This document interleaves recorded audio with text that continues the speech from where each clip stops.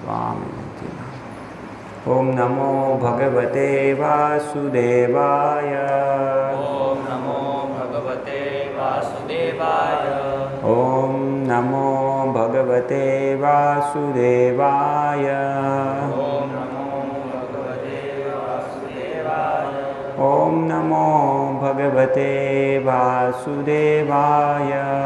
ओम नमो भगवते वासुदेवाय। आज रथ यात्रा उत्सव है। कल कौन सा उत्सव था?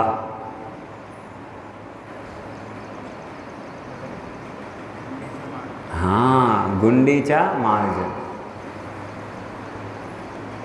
चैतन्य महाप्रभु बहुत सारी लीला करते हैं, उसमें एक लीला है गुंडीचा मार्जन। और आप लोगों ने शायद पहले सुना होगा कि कैसे गुंडीचा मार्जन विशेष महत्व है उसका हमारे जीवन में। हम भौतिक जगत में बद्ध हैं, उसका कारण है कि हमारे हृदय में बहुत सारे अनर्थ हैं। तो वो अनर्थ है, वो मलिनता है। गुंडीचा मार्जन वो मलिनता को साफ करना है। जब मलिनता निकालते हैं तो फिर भगवान हृदय में आके विराजमान होते हैं। तो वो चैतन्य चरितामृत में ये सब लीलाओं का बहुत सुंदर वर्णन है। गुंडीचा मार्जन कैसे किया महाप्रभु ने, 3 स्तरीय मार्जन करते हैं। और उसका भक्ति सिद्धांत सरस्वती महाराज हमारे हृदय का जो मार्जन है उसके साथ भी बहुत अच्छी तुलना किया है उसकी। तो वो लीला संपूर्ण संपादन होने के बाद में महाप्रभु सब भक्तों को प्रसाद बांटते हैं। तबे महाप्रभु सर्व वैष्णवेर नाम लैया, महाप्रसाद देन महामृत सिंचिया। तो बाद में महाप्रभु सबको महाप्रसाद बांटते हैं। चैतन्य महाप्रभु का महाप्रसाद गोपीनाथ आचार्य लेके आए थे। उधर एक दूसरे भी एक लीला होती है अंत में। वो लीला है अद्वैत आचार्य और नित्यानंद प्रभु के बीच में। तो वो दोनों बहुत घनिष्ठ थे और कभी कभी हम मित्र बैठ जाते, कैसे मजाक करते हैं। उसमें एक दूसरे को गाली भी देंगे, लेकिन वो वास्तव में झगड़ा नहीं है, खाली मजाक करने के लिए झगड़ा है। तो ऐसे ही अद्वैत आचार्य और नित्यानंद प्रभु उस समय बैठे तो झगड़ा कर रहे हैं कि तुम ऐसे हो, तुम ऐसे हो। लेकिन वो झगड़ा भी बहुत शिक्षाप्रद था। तो झगड़ा का 3-4 श्लोक है, हम सुनते हैं, देखिए कितना महत्वपूर्ण है। अद्वैत नित्यानंद बसिया छे निकठाई, दुई जने क्रीड़ा कलह लागिल तथाई। श्री अद्वैत आचार्य तथा नित्यानंद प्रभु पास पास बैठ गए और जब प्रसाद बांटा जाने लगा तो वे एक तरह से दिखावटी झगड़े में लग गए। अद्वैत कहे अवधूतेर संगे, अद्वैत कहे अवधूतेर संगे एक पंक्ति, भोजन करेलू ना जानी होबे कौन गति। पहले अद्वैत आचार्य ने कहा, मैं एक अज्ञात अवधूत के साथ पंक्ति में बैठा हूँ और उसके साथ भोजन कर रहा हूँ, अतः मैं नहीं जानता कि मेरी क्या गति होगी। प्रभुत सन्यासी उहार नाही अपचय, अन्न दोषे सन्यासी दोष नाही होय। श्री चैतन्य महाप्रभु तो सन्यासी है, अतएव वे कोई दोष नहीं देखते। तथ्य तो यह है कि सन्यासी कहीं का भी अन्न खाने से प्रभावित नहीं होता। नात्र दोषेण मस्करी एई शास्त्र प्रमाण, आमी तो गृहस्थ ब्राह्मण आमार दोष स्थान। शास्त्रों के अनुसार यदि सन्यासी दूसरे के घर में भोजन करे तो इसमें कोई त्रुटि नहीं है, किंतु गृहस्थ ब्राह्मण के लिए इस तरह भोजन करना दोषपूर्ण है। जन्मकुल शिलाचार ना जानी जहार, तार संगे एक पंक्ति बड़ अनाचार। जिन लोगों का पूर्व जन्म, कुल, चरित्र तथा आचरण अज्ञात हो, उनके साथ गृहस्थों को भोजन करना उचित नहीं है।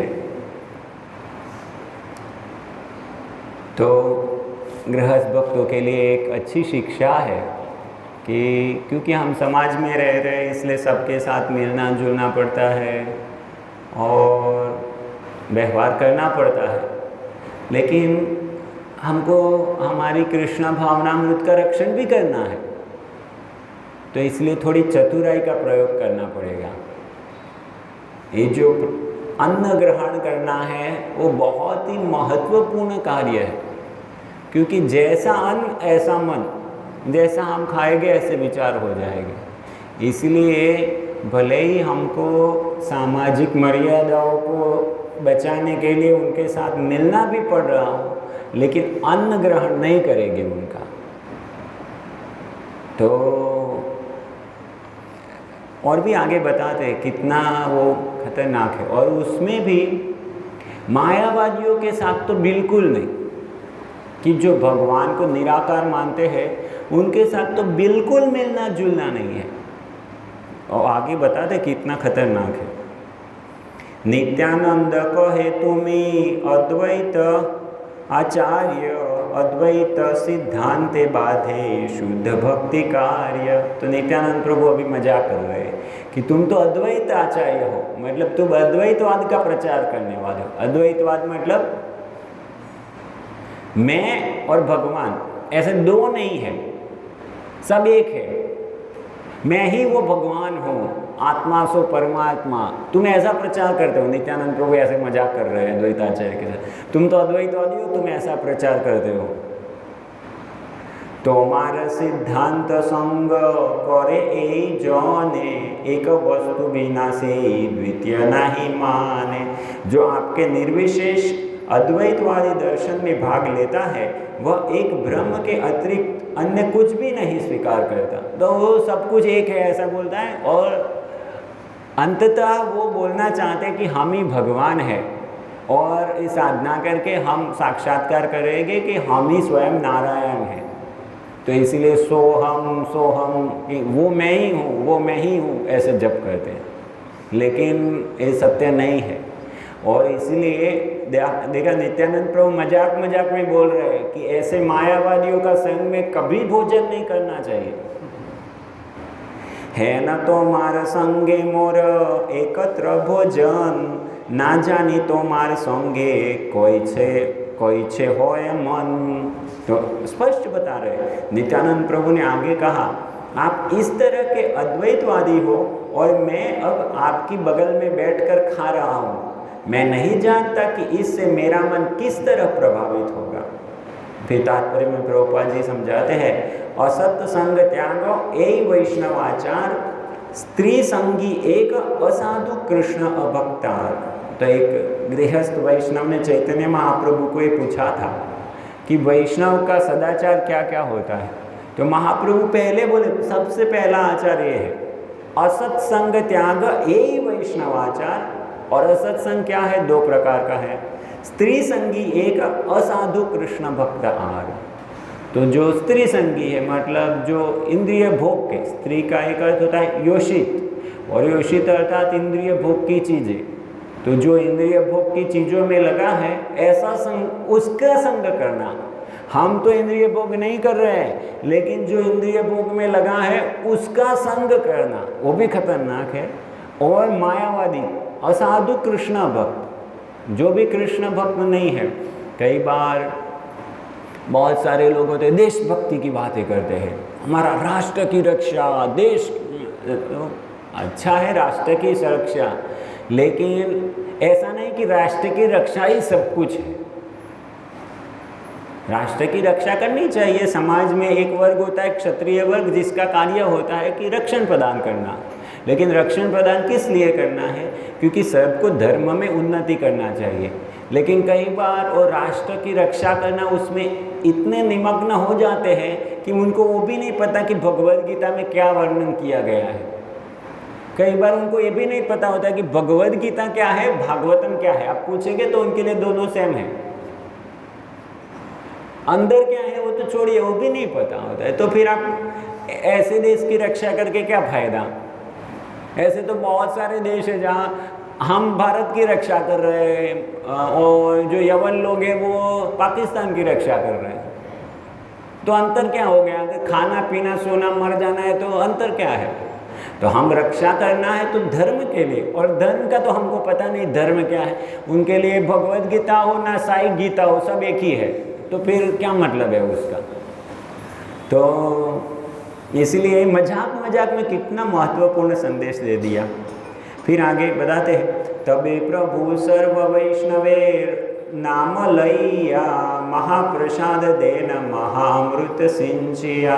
बाद में महाप्रभु सब भक्तों को नाम देकर महाप्रसाद बांटते हैं। भोजन करी उठे सबे हरि ध्वनि करी, हरि ध्वनि उठिल सब स्वर्ग मर्त्य भरी। तो भोजन करके सब लोग हरि ध्वनि करके उठे और इतना जोर से ध्वनि हुआ कि पूरा स्वर्ग और मर्त्य भूलोक सब भर गया। तबे महाप्रभु सब निज भक्त गणे, सबाकारे सी हस्ते दिला माल्य चंदने। तो ये एक वैष्णव रीत है। तो क्या रीत है? इसके बाद श्री चैतन्य महाप्रभु ने अपने सारे भक्त संगियों को अपने हाथ से फूल मालाएं तथा चंदन लेप प्रदान किया। तो वो तो एक है कि जैसे कोई भी आता है तो उनको पहले आप पाद प्रक्षालन करते हैं, पूजन करते हैं, फिर प्रसाद अर्पण करते हैं और प्रसाद अर्पण करने के बाद चंदन और माला अर्पण करते हैं। तबे परिवेशक स्वरूपादि 7 जन गृहे भीतरे कैल प्रसाद भोजन। प्रसाद वितरण में लगे स्वरूप दामोदर आदि 7 भक्तों ने इसके बाद कमरे के भीतर भोजन किया। प्रभुर अवशेष गोविंद राखिल धरिया, सही अन्न हरिदासे किछु दिल लैया। और बाद में कुछ चैतन्य महाप्रभु का महाप्रसाद बचा था तो गोविंद भगवान के सेवक थे, उन्होंने थोड़ा छुपा के रख दिया और बाद में किसको दिया? किसको दिया? हरिदास ठाकुर को। हरिदास ठाकुर इधर नहीं आते थे, वो उनका जन्म मुस्लिम परिवार में हुआ था, इसलिए वो मर्यादा से इधर नहीं आते थे, अलग रहते थे, तो उनको जाके दे दिया। भक्तगण गोविंद पास किछु मांगी नील, सही प्रसादन गोविंद आपनी पाइल। श्री चैतन्य महाप्रभु के उच्चिष्ट प्रसाद को बाद में उन भक्तों में वितरित किया गया जिन्होंने याचना की, और फिर जो कुछ बचा उसे स्वयं गोविंद ने खाया। स्वतंत्र ईश्वर प्रभु करे नाना खेला, धोया पाखाला नाम कैल एक लीला। परम स्वतंत्र भगवान नाना प्रकार की लीलाएं करते हैं। गुंडीचा मंदिर की धुलाई और सफाई उनमें से केवल एक लीला है। अभी उसके दूसरे दिन क्या होता है? तो रथ यात्रा में ये तो मेन है ही, भगवान को ऐसे रथ में लेके जाते हैं, लेकिन उसके पहले भी 2-3 उत्सव होते हैं। तो अभी पहला उत्सव आएगा। सबसे पहले क्या होता है दूसरे दिन? आरदिने जगन्नाथेर नेत्रोत्सव नाम, महोत्सव हैल भक्तेर प्राण समान। अगले दिन नेत्रोत्सव मनाया गया। यह महोत्सव भक्तों के प्राणों के समान था। तात्पर्य, भगवान जगन्नाथ के अभिषेक उत्सव के बाद, अभिषेक उत्सव कब होता है भगवान जगन्नाथ का? उसका नाम क्या है वो उत्सव का? स्नान यात्रा। तो वो 15 दिन पहले होता है, रथ यात्रा से 15 दिन पहले। रथ यात्रा से एक पखवाड़ा पहले के दिनों में भगवान जगन्नाथ के शरीर को नहलाने के बाद फिर से रंगने की आवश्यकता पड़ती है। यह वो भी उनका भगवान जगन्नाथ के शरीर को रंगते हैं फिर से साल में एक बार, तो उसका भी नाम है अंगराग कहलाता है। नव यौवन के दिन प्रातःकाल बड़ी ही सज धज के साथ नेत्रोत्सव मनाया जाता है। तो नव यौवन मतलब आज का दिन, तो उस दिन नेत्रोत्सव मनाया जाता है जो भक्तों को प्राण तुल्य प्रिय है। पक्ष दीन दुखी लोक प्रभुर दर्शने, दर्शन करिया लोक सुख पाइला मने। तो क्या है, स्नान यात्रा जब होती है तो भक्तों का ऐसा भाव है कि भगवान इतना स्नान किया तो भी उनको बुखार हो जाता है, तो 15 दिन दर्शन नहीं मिलता, तो भगवान का दर्शन नहीं पाने से व्याकुल हो जाते। हम लोगों को पता नहीं, आते ही हमारा भगवान का दर्शन करने के लिए आते हैं, लेकिन मन कहीं हमारा भटक जाता है और उनको दर्शन नहीं मिलता है तो व्याकुल हो जाते हैं। तो 15 दिन भगवान का दर्शन प्राप्त नहीं हुआ तो व्याकुल हो गए। महाप्रभु सुखे लैया सब भक्त गण, जगन्नाथ दर्शने करिलागमन। इस अवसर पर सारे भक्तों को अपने साथ लेकर महाप्रभु ने आनंद पूर्वक मंदिर में भगवान का दर्शन किया। आगे काशीश्वर जाए लोक निवारिया, पासे गोविंद जाए जोल करंग लैया। तो महाप्रभु के आगे काशीश्वर जाते हैं जो लोगों को ऐसे साइड में करते हैं, और पीछे पीछे गोविंद चलते हैं, तो महाप्रभु का जल पात्र लेके चलते हैं। प्रभु आगे पूरी भारती दुहार, प्रभु आगे पूरी भारती दुहार गमन, स्वरूप अद्वैत दुहेर पार्श्व द्विजन। तो महाप्रभु के आगे पूरी और भारती, परमानंद पुरी और ब्रह्मानंद भारती दो जाते हैं, और उनके पीछे पीछे स्वरूप दामोदर और अद्वैत आचार्य जाते हैं। पाछे पाछे चली जाए आर भक्त गण, उत्कंठातील गेला सब जगन्नाथ भवन। और ऐसे पीछे पीछे दूसरे भक्त सब मिल के जगन्नाथ भवन में गए।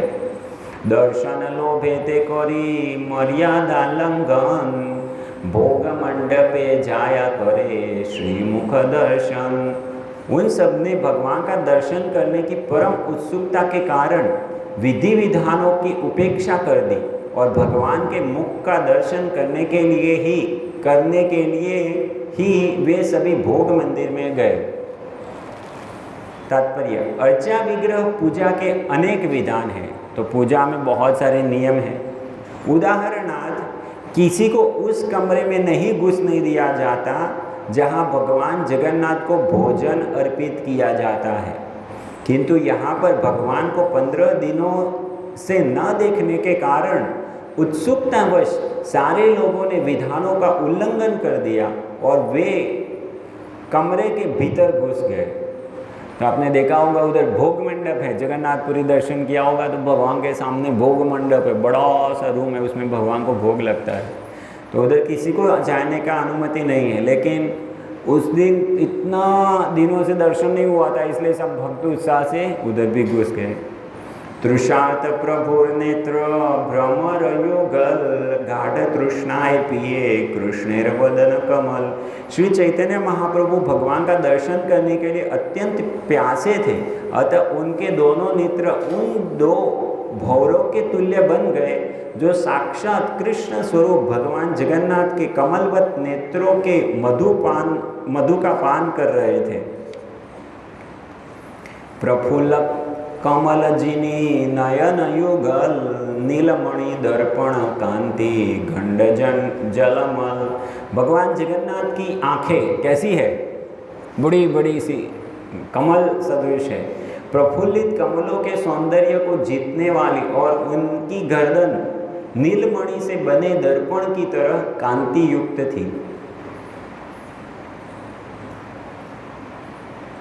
भी दो हो सकता है, हम ये थोड़ी लंबी चलेगी रथ यात्रा की लीला, तो या तो आज रथ यात्रा उत्सव है, खाली श्लोक पढ़ के समाप्त कर सकते हैं, या तो हर दिन, हमारा रथ यात्रा तो बहुत दिन बाद है, जो तात्पर्य के साथ थोड़ा विस्तार से हर दिन थोड़ा थोड़ा पढ़ सकते हैं। कैसे करें? तात्पर्य के साथ। तात्पर्य, सामान्यतया श्री चैतन्य महाप्रभु जगन्नाथ जी का दर्शन दूर से गरुड़ स्तंभ के पीछे खड़े होकर किया करते थे, किंतु 15 दिनों से भगवान का दर्शन न पा सकने के कारण महाप्रभु को अत्यधिक विरह सता रहा था। अतएव चैतन्य महाप्रभु अत्यंत उत्सुकतावश सभा भवन को पार करते हुए वे भोग कक्ष में पहुँचे, जिससे भगवान जगन्नाथ का मुख देख सके। श्लोक 210 में इस काम को मर्यादा लंघन कहा गया है। इसका अर्थ यह है कि किसी को श्रेष्ठ जन के बहुत निकट नहीं जाना चाहिए। तो ये एक मर्यादा है, कोई हमारे से श्रेष्ठ ज्येष्ठ है तो ऐसा नहीं कि उनको हम मित्रवत उनके साथ व्यवहार करें, वो अच्छा नहीं, वो मर्यादा लंघन है। भगवान के अर्चा विग्रह तथा गुरु को दूर से ही देखना चाहिए, इसे मर्यादा कहते हैं। अन्यथा जैसा कहा जाता है, अधिक जान पहचान से सम्मान कम होता है। तो गुरु और भगवान का दूर से दर्शन करना चाहिए। कभी कभी अर्चा विग्रह या गुरु के अत्यधिक निकट जाने से नए भक्त का पतन होता है। तो जो नए हैं, अच्छे से प्रशिक्षित नहीं है, वो अगर उनको ऐसा अवसर मिल जाए और ऐसे चले जाए तो अपराध करने का बहुत संभावना रहती है। और अपराध करेंगे तो कुछ नुकसान नहीं होगा, एक नुकसान होगा। क्या नुकसान होगा? जो भक्ति लता हमारी बढ़ रही है ना, कभी कभी आपने देखा होगा ऐसे कोई बेल जाती है तो बहुत गर्मी होती है तो ऊपर से ऐसे कुंठित हो जाती है। तो भक्ति कभी नष्ट नहीं होती, लेकिन थोड़ी ठंडी नहीं आए तब तक वो आगे नहीं बढ़ेगी, फिर ऐसे ही रहेगी। तो अपराधों से ऐसा हो जाता है। अन्यथा कभी कभी अतः एवं अर्चा विग्रह तथा गुरु के निजी सेवकों को सावधान रहना चाहिए। तो जो भगवान के सेवक और गुरु के सेवक हैं उनको बहुत सावधानी रखनी चाहिए, क्योंकि अगर उसमें अपराध करते हैं तो फिर उसका फल भुगतना पड़ेगा। अतएव अर्चा विग्रह तथा गुरु के निजी सेवकों को सावधान रहना चाहिए, नहीं तो कहीं ऐसा ना हो कि असावधानीवश वे अपना कर्तव्य भूल जाएं। कई बार होता है ना, रथ यात्रा में भगवान बाहर जाते हैं तो भगवान को ऐसे भक्त भूल जाते। कभी कभी रथ ऐसे भगवान के ऊपर ऐसे रथ में खड़े हैं तो रथ में कभी कभी ऐसे स्तंभ होता है, स्तंभ का सपोर्ट लेके खड़े रहते हैं ना, तो जगन्नाथ जी है तो ऐसे जगन्नाथ जी का सपोर्ट लेके खड़े हो जाते हैं। तो कभी कभी भूल जाते हैं, उधर भाव है दूसरे का ही, लेकिन सावधान रहना चाहिए। ऐसे कभी गुरु जी है तो जो सर्वेंट है हमेशा गुरु जी को देखता है, आता जाता है, तो कभी कभी प्रणाम करना भूल जाता है। लेकिन नियम है, जब भी गुरु का दर्शन हुआ तुरंत प्रणाम करना चाहिए, जब भी भगवान का दर्शन हुआ तुरंत प्रणाम करना चाहिए। तो अगर अधिक निकटता बढ़ जाए तो इसमें अपराध हो सकता है, इसलिए सावधानी रखनी चाहिए।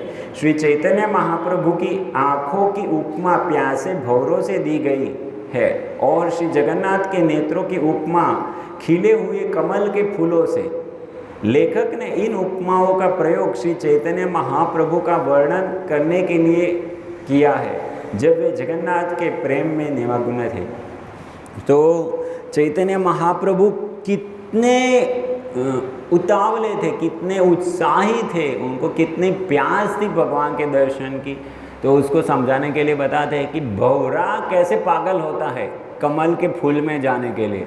इतना पागल होता है कि संध्या हो जाने पर वो कमल बंद हो जाता है, लेकिन कभी कभी वो इतना उसमें डूब जाता है कि उसको पता नहीं चल रहा है कि अभी कमल बंद हो रहा है, और फिर उसमें फंस जाता है।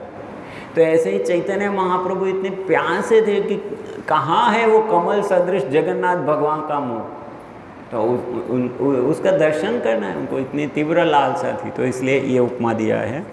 आगे हम फिर कल पढ़ेंगे, ठीक है।